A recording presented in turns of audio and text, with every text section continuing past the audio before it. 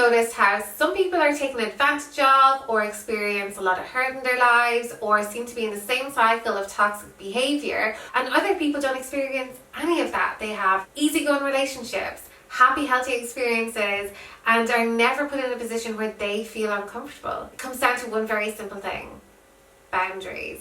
If you've ever wondered whether you have boundary issues, then this video is for you. Boundaries are one of the most important cornerstones of having a healthy, happy relationship with yourself, with friends, family, and dating.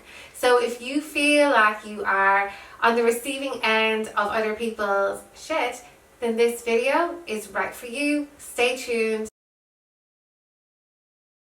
Hi, my name is Christina. I'm the Single Woman's Coach.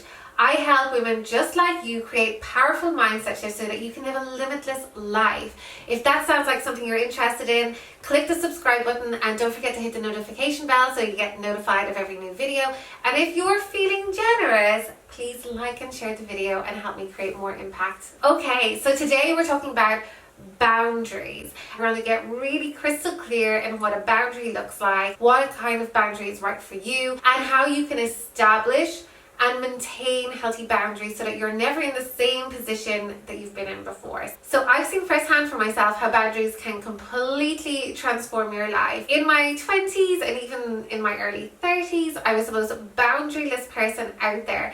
No boundaries around love, sex, physical touch, anything. I was open to receiving all sorts of shit. When I didn't know what boundaries were, I had people walk all over me. I was a total doormat. I was like reliving the same situation over and over and over again because I wasn't able to say no thank you. After I learned about boundaries and I learned my worth and I learned how to love myself, that all shifted.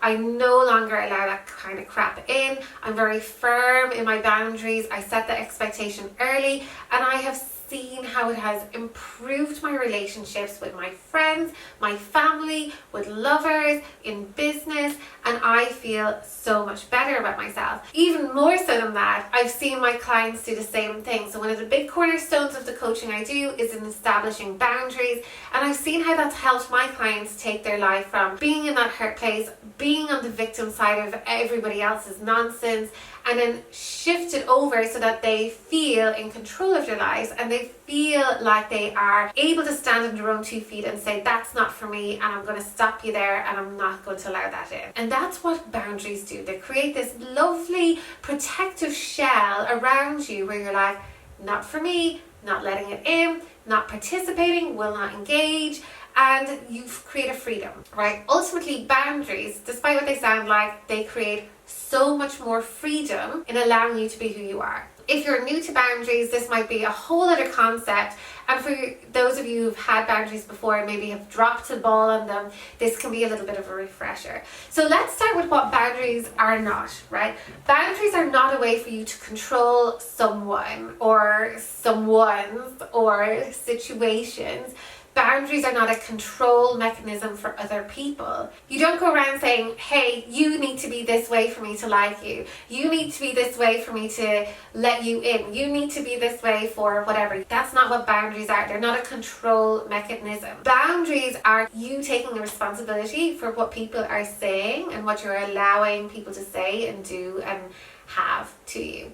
To make this a little bit clearer, I want you to think about it from in a bit of a metaphor. I want you to think about your house, right, for a second, and I'm going to use your house as your boundary. And people are allowed into your house, people are allowed out of your house, people are allowed to do certain things in your house, people are not allowed to do certain things in your house. So let's imagine, right, you are having a friend over for coffee. I am pretty sure that you have set expectations for how people behave in your house. So you expect people to come in and wipe their feet, and you expect them to greet you at the door and be kind and courteous. If someone comes to your house, right, and they come with water balloons, you're probably like, yeah, I don't really want you to take water balloons into my house in case they burst on my brand new carpet. Boundary, right? So you're always saying, no water balloons in my house, please. And your friend is like, no, it's cool, I'm just going to take in this whole box of water balloons because I really love the colours of them. And you're just going, no, please don't take in those water balloons. I don't want them on my brand new carpet. And your friend is still like,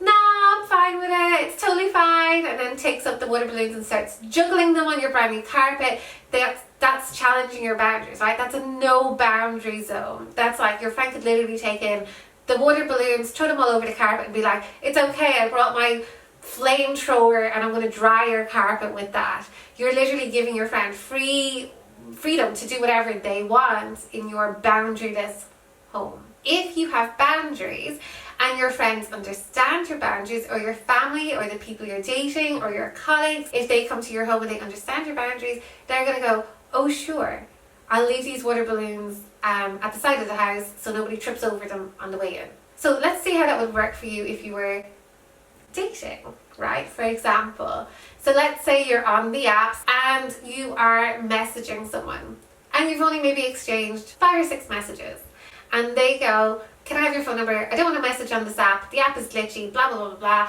Can I have your phone number? And you're like, I don't really know you. I don't really want to give you my number yet. I'm not really ready. And still you send them their phone number, and you're not entirely sure if you like this person, trust this person, know this person enough to give your personal contact information, but you still do it. That's not setting a boundary. That's like, yeah, free for all, come on in, right? That's the water balloons on your brand new carpet and the flamethrower to dry it out. If you have a boundary and you're saying, yeah, actually, we've only just started messaging, I don't really know you, how about we stay on the app for just a little bit longer, get to know each other, establish if we like each other, and then you can have my phone number when we have that relationship.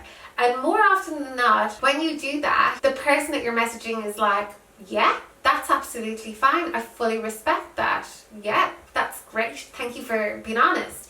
And then there's the other ones that haven't got the boundaries themselves in place, so they react and respond in a really like unhealthy way, and then you know they're not for you. So boundaries are brilliant because they have the ability to set you up for healthy relationships, friendships, family ships, work ships, every ship out there, and they have the ability to protect you from what is not right for you. So I want you to grab your journal if you can, or a notepad, or even the app on your phone, and I want you to write down a list of areas in your life where you feel taken advantage of, or where people feel like they can say, do, and have whatever they want. This could be the person who is constantly commenting on what you eat, what you wear, what you look like, or feels like they can say whatever they want to you and there's no consequences.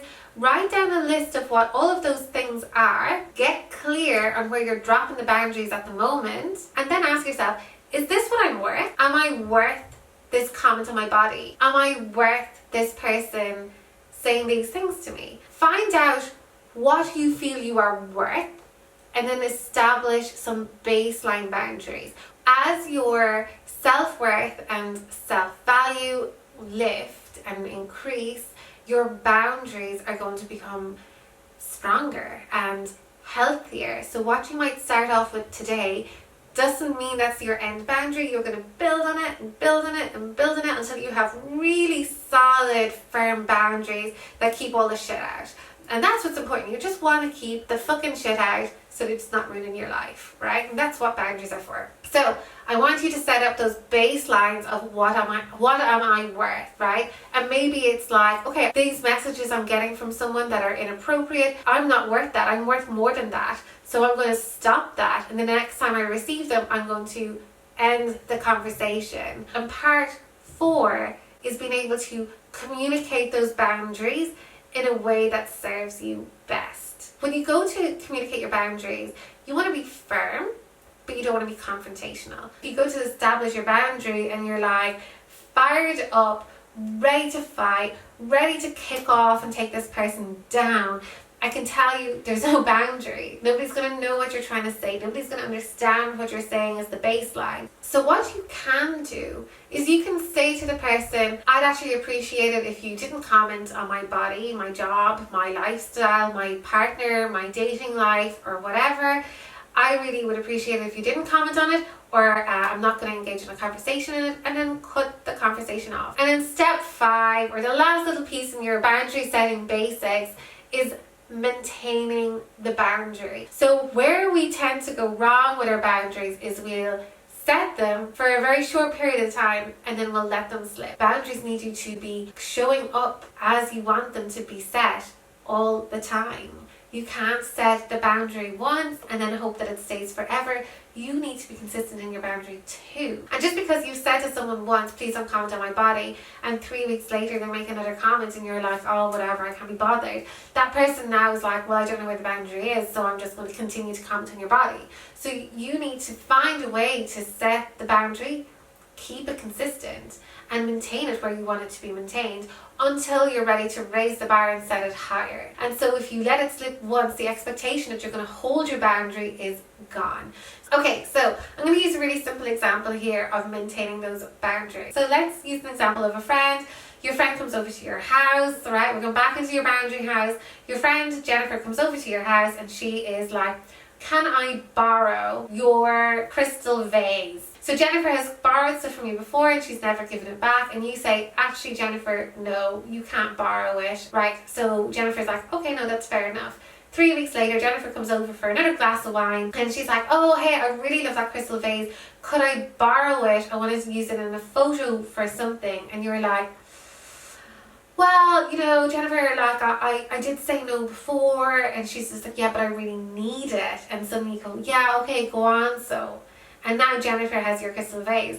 She knows that every time you say no, you don't really mean it, right? There's no expectation of you upholding your no. And so Jennifer knows that there's no boundary there. She can come back in 3 days time and go, can I borrow your air fryer? And suddenly your air fryer is gone and you haven't got your crystal vase back because you didn't set the boundary and you didn't set the expectation that you're going to hold on to your boundaries. So whatever boundaries you have, you want to maintain them at all times. So if someone is a no for borrowing stuff, that you stick to your no. If you don't want to do something, then don't do it. Don't agree to do it and don't do it. So that's it for this video on the boundary basics. If you like this video, please subscribe to the channel and hit the notification bell so that you always get notified when there's more videos, and please like and share the video so we can create more impact. And if you want to do a little bit more work on yourself, feel free to check out the freebies below. The 10-day self-love challenge really raises your vibration, and especially if you are getting started on this journey, it's the perfect place to start. I'm really excited for next week where we're going to go more in depth into boundaries for dating and single life, how to establish firmer boundaries so that people are respecting your life as it is now and setting yourself up for healthy, wholesome relationships with people in the future, because good relationships have brilliant boundaries. Okay, that's it for me. Please feel free to like and share, and don't forget to subscribe, and I'll see you next week.